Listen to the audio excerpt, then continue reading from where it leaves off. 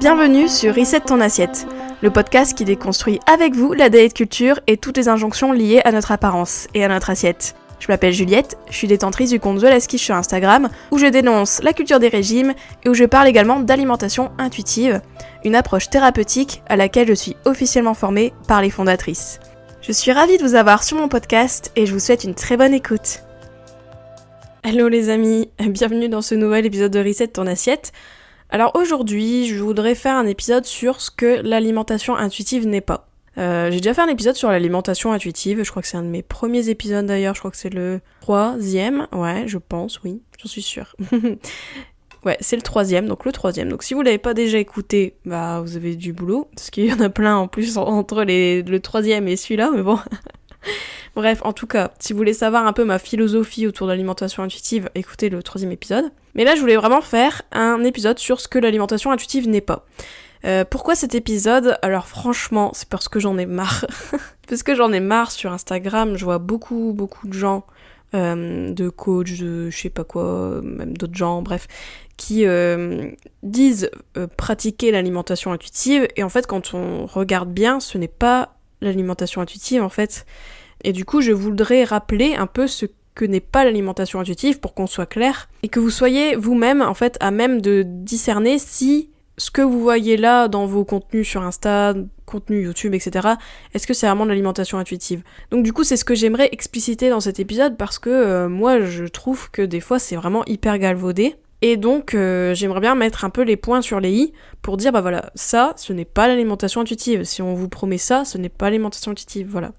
Voilà un peu le but de l'épisode. Écoutez, si ça vous dit, bah restez avec moi et puis c'est parti. Je vais vous dire ce que n'est pas l'alimentation intuitive.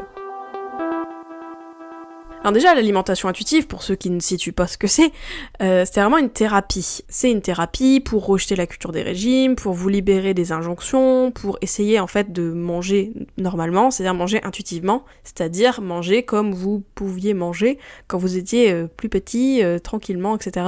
Bref, que vous essayez de manger juste sereinement, quoi, que l'alimentation limite devient un non-sujet dans votre vie, et qu'en plus de ça, vous travaillez également à accepter votre corps comme il est, voir ce qui fait de vous véritablement, et un peu dépasser ces questions d'image corporelle, d'alimentation, etc., pour vraiment vous recentrer sur vous et prendre soin de vous au quotidien. Voilà, c'est un peu ce que je vois, l'alimentation intuitive pour moi, grosso modo. Et donc du coup, l'alimentation intuitive, bah c'est clair qu'il y a beaucoup de gens, voilà, ils disent oui, je fais de l'alimentation intuitive, ils mettent alimentation intuitive sur leur contenu, tout ça, et en fait quand on creuse, ben en fait c'est hyper éloigné de cette thérapie de base, et c'est hyper éloigné en fait des principes fondateurs de l'alimentation intuitive. Déjà, première chose, moi je dis, si vous voyez un contenu alimentation intuitive qui vous promet une perte de poids, qui parle de perdre du poids, qui parle de maigrir, etc., ce n'est pas de l'alimentation intuitive. L'alimentation intuitive, ça rejette la perte de poids intentionnelle, parce que on sait que déjà, on peut pas contrôler son corps, on peut pas contrôler son poids, on part du postulat là. On part aussi de tous les dégâts de la société, du culte de la minceur, de la grossophobie ambiante, etc. Donc on part de ça et on se dit, bah ok, bah moi je vais pas nourrir aussi ce système-là, je vais pas commencer à vouloir perdre du poids, parce que déjà d'une, je sais que pour moi, ça a beaucoup de désagréments, de vouloir perdre du poids, d'aller contre mon poids de forme, donc déjà d'une, et de deux, en fait, je fais que participer à un système qui se nourrit de mes insécurités, qui capitalise sur mes insécurités, c'est-à-dire ma faible estime de moi, le fait que je ne m'accepte pas comme je suis, etc., tout ça. Et du coup, en fait, quand on rejette la perte de poids intentionnelle, l'objectif, je trouve qu'il est double, donc c'est de faire des choses qui sont bonnes pour nous, c'est-à-dire donc du coup ne pas poursuivre l'objectif de perte de poids d'une, et de deux, de pas aussi nourrir le système-là, continuer toujours à rattacher sa valeur à son apparence, etc. Il y a beaucoup de choses à déconstruire, et aussi du coup à ne pas participer à la grossophobie, parce que la grossophobie, qu'est-ce que c'est ? C'est la discrimination systémique des personnes grosses, mais c'est aussi tout ce qu'on a intériorisé, c'est-à-dire la peur de grossir, le fait que grossir c'est mal, etc. Donc du coup on rejette un peu tout ça et on se dit stop, maintenant la perte de poids, j'en ai plus rien à faire, enfin j'essaye, on va dire, je vais cheminer pour que j'en ai de plus en plus rien à faire et que mon objectif ça soit pas ça maintenant, c'est que je veux être en paix, je veux être tranquille, je veux être bien avec moi et mon alimentation et mon corps et basta. C'est un gros programme, mais bon, voilà, je schématise. Et donc du coup, dès qu'il y a une perte de poids qui est citée dans les objectifs, dans les avantages, je dirais, d'alimentation intuitive, s'il y a de la perte de poids qui est mise en avant dans les contenus, etc., ce n'est pas de l'alimentation intuitive. Ça, on est clair. En fait, ça va contre la philosophie du mouvement, de la thérapie, qu'est l'alimentation intuitive, en fait. Dès qu'il y a perdre du poids, dès qu'il y a perte de poids... Non, là, direct, on sort de l'alimentation intuitive, on est vraiment dans un contrôle encore du poids, et c'est pas du tout ce que l'alimentation intuitive nous aide à faire. Donc ça, c'est clair que dès que vous voyez ça... le buzz rouge, ce n'est pas de l'alimentation intuitive, donc voilà. Ah bref, voilà, donc ça c'est clair, on est d'accord. Ensuite, ce que l'AI n'est pas. Alors l'alimentation intuitive, ce n'est pas un énième régime / contrôle en mode faim-satiété, et c'est tout. L'alimentation intuitive, ça implique d'écouter sa faim, ses signaux et tout, ok, mais ça implique d'écouter ses envies, les fois où vous avez juste envie de manger, mais c'est juste émotionnel ou je sais pas quoi, voilà, il n'y a pas de raison vraiment de faim derrière, et pourtant vous avez envie de manger, enfin, il y a beaucoup de choses à écouter, en fait, en gros, vous écoutez pleinement, et vous donnez la permission inconditionnelle de manger. Et le problème dans ces trucs-là, des fois je vois dans les contenus en mode en fait l'alimentation intuitive c'est quoi c'est manger à sa faim, s'arrêter quand on est rassasié. Non, en fait, ouais, ça c'est 2 principes sur 10, enfin, voilà. Et encore, c'est pas ça. Enfin, oui, on apprend à écouter son rassasiement, parce que, voilà, on veut se faire du bien, et on sait que manger au-delà du rassasiement, c'est pas très cool, donc du coup, bah, on essaye de voir à peu près jusqu'où notre plaisir s'arrête, on va dire. Mais c'est pas dans l'optique de contrôler son poids, et surtout, c'est pas que ça. Pas genre éviter de grignoter ou je sais pas quoi, enfin j'ai vu un contenu récemment sur l'alimentation intuitive, où la personne parlait d'alimentation intuitive, elle dit « Oui, ça vous évite de grignoter, tout ça ». Mais non, en fait, non. Si t'as envie de grignoter, si t'as envie de manger dans l'après-midi, l'alimentation intuitive n'est pas là pour te dire non, en fait. Déjà, l'alimentation intuitive ne te dit pas ce que tu dois faire vraiment, dans le sens que c'est à toi de voir aussi ce qui te fait du bien, ce qui te correspond, et c'est ça aussi qu'on apprend avec l'alimentation intuitive, mais du coup c'est pas du tout ne pas grignoter, ne pas manger ça, enfin il y a aucune règle, et c'est aussi sur ça qu'on travaille en alimentation intuitive, c'est d'apprendre justement à définir ses propres règles du jeu, en fait, soi-même, et pas se mettre des croyances, des règles extérieures en mode j'écoute ma faim seulement, j'écoute mon rassasiement seulement, j'écoute mes envies seulement aussi. Enfin voilà, il n'y a pas de règles, et du coup ça, je suis désolée, mais dès qu'il y a faim satiété, dès qu'il y a faim rassasiement, ça vous évite de manger entre les repas, ça vous évite de manger quand vous avez pas faim, etc. Ça, c'est pas l'alimentation intuitive non plus. C'est encore une fois un moyen de contrôler son alimentation, de contrôler peut-être son poids aussi in fine, etc. Donc ça, ce n'est pas l'alimentation intuitive, ça c'est clair. Ok, donc ça on est d'accord, je récapitule, ce n'est pas une méthode pour perdre du poids, en plus c'est une thérapie, ce n'est pas un énième régime en mode faim, satiété, tout ça, tu ne mangeras que quand tu as faim, etc.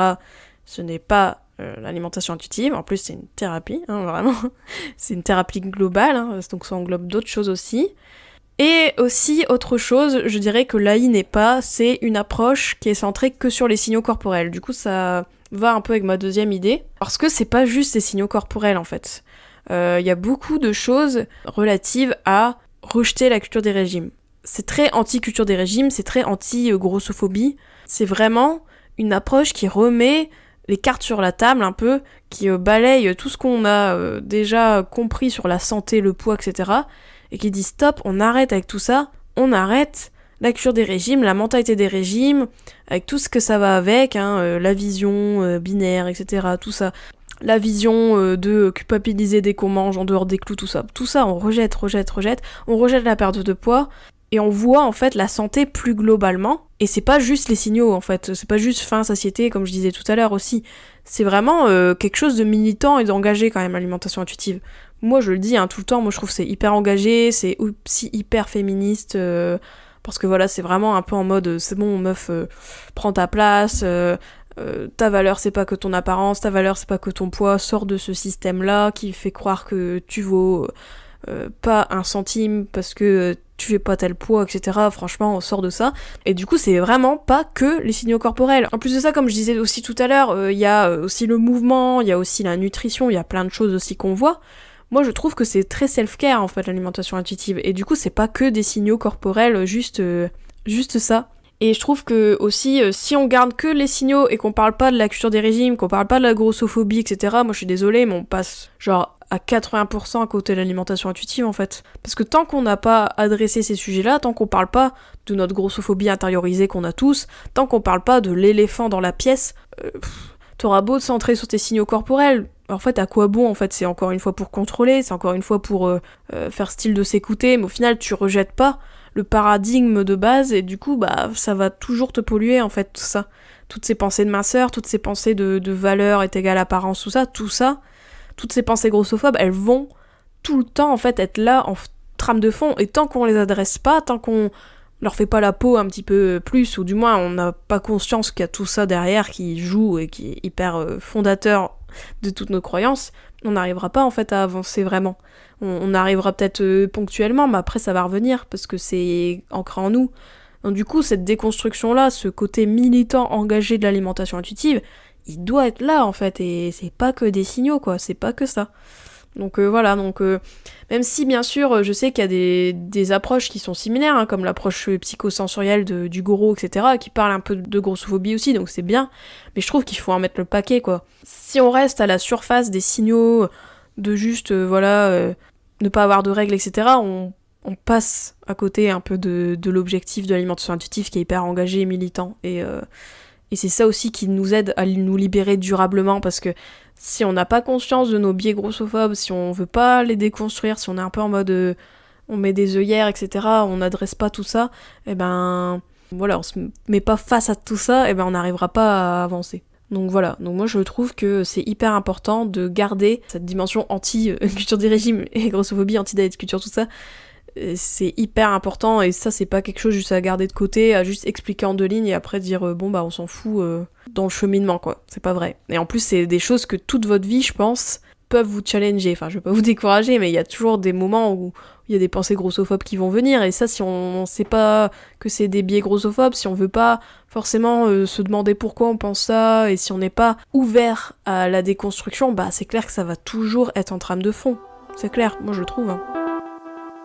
Ensuite, autre chose, et je pense dernière chose que l'AI n'est pas, je sais pas si j'étais exhaustive, hein, peut-être il y a d'autres choses qui vont me revenir et que je me dirais mince, j'aurais dû le mettre dans l'épisode, possible. En tout cas, moi aussi, ce que je veux vous dire, c'est que l'alimentation intuitive n'est pas une baguette magique. C'est pas une baguette magique, parce que je trouve que comment des fois c'est un peu vu l'alimentation intuitive, bon on parle de la liberté, tout ça, et c'est vrai, hein, en vrai, quelqu'un qui s'engage dans un cheminement d'alimentation intuitive, je pense que c'est un des premiers trucs qu'il dit, c'est qu'il retrouve de la liberté, que l'alimentation, elle devient de plus en plus un non-sujet, tout ça, etc. Donc ça c'est très bien et c'est super. Mais ne pas oublier que l'alimentation intuitive, c'est pas une baguette magique, c'est pas genre on se réveille du jour au lendemain et d'un coup, pouf, on est dans un monde fait de licornes et de paillettes et tout, et que tout va bien, en fait. Non, ça prend du temps, parce que c'est une thérapie. Parce que c'est long, parce que c'est tout plein de choses à déconstruire, c'est un oignon.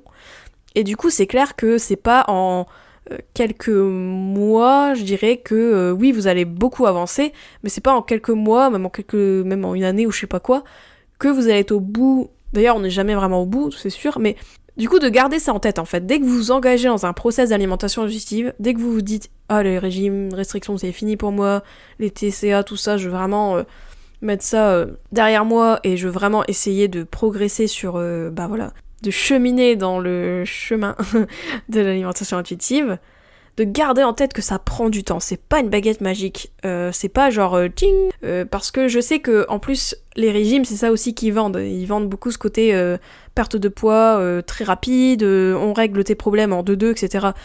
L'alimentation intuitive ce n'est pas ça, déjà parce que faut se dire, hein, les régimes quand ils vous disent ça, déjà ils vous mentent, hein.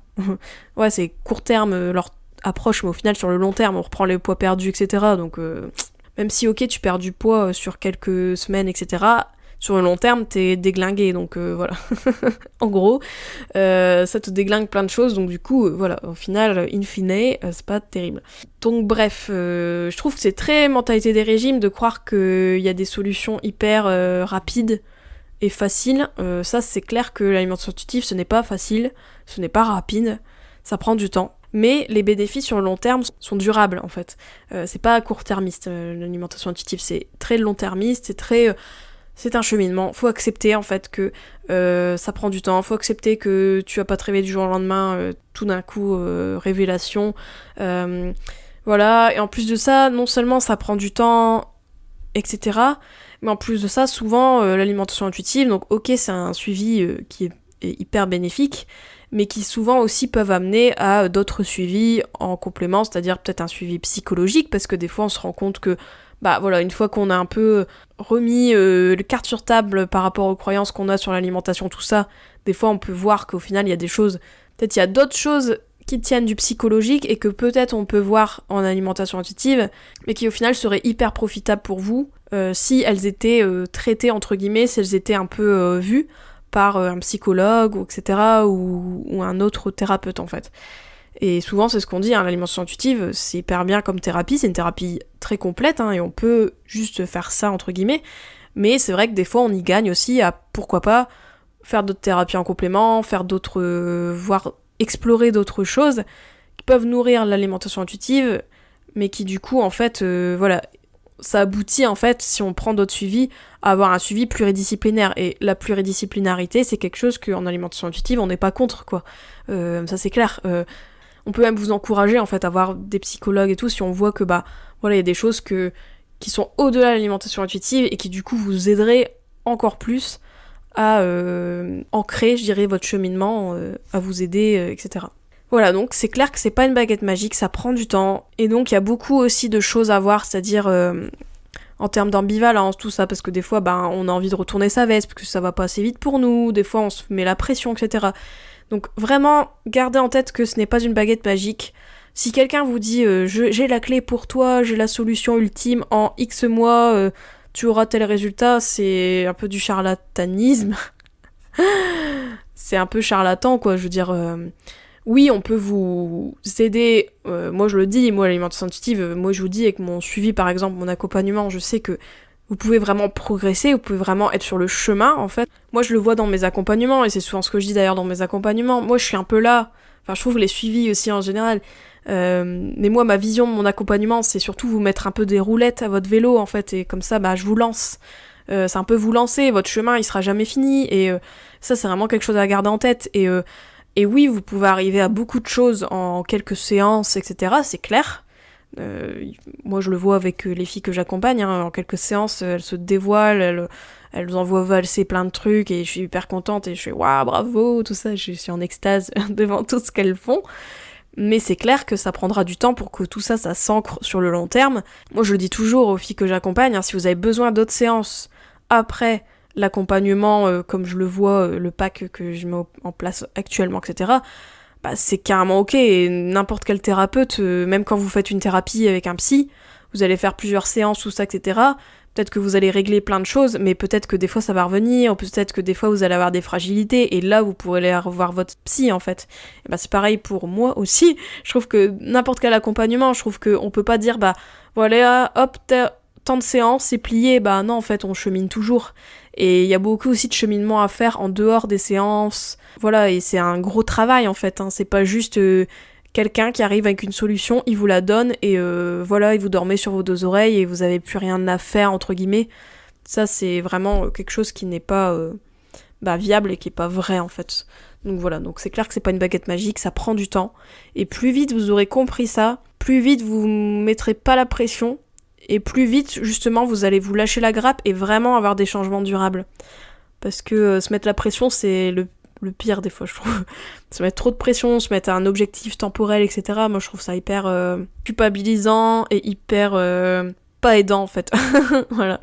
Non aidant dans votre process. Voilà, je pense avoir fait le tour de tout ce que je voulais dire, donc je vais récapituler, je pense. Donc ce que l'alimentation intuitive n'est pas, elle n'est pas une méthode pour perdre du poids, elle n'est pas un énième régime, un énième contrôle en mode faim, satiété et c'est tout.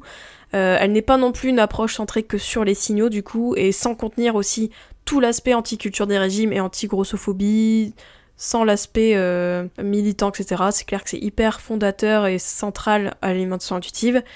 Et aussi, l'alimentation intuitive n'est pas une baguette magique car ça prend du temps, comme toute thérapie, comme tout travail sur soi, et que ce n'est pas juste une méthode miracle, etc. J'espère que cet épisode vous a clarifié certaines choses. On se dit à la semaine prochaine pour un nouvel épisode, comme d'habitude. Et sinon, je vous dis, prenez soin de vous, gardez le cap, gardez courage, en tout cas si vous êtes dans le process d'alimentation intuitive. Et on se dit à la semaine prochaine. Gros bisous! J'espère que cet épisode t'a plu. N'hésite pas à le partager et à lui laisser une super note sur les plateformes si c'est le cas. Vous pouvez toujours me retrouver sur mon compte Instagram TheLastQuiche. Je vous dis à très vite pour un nouvel épisode de Reset ton assiette. Ciao.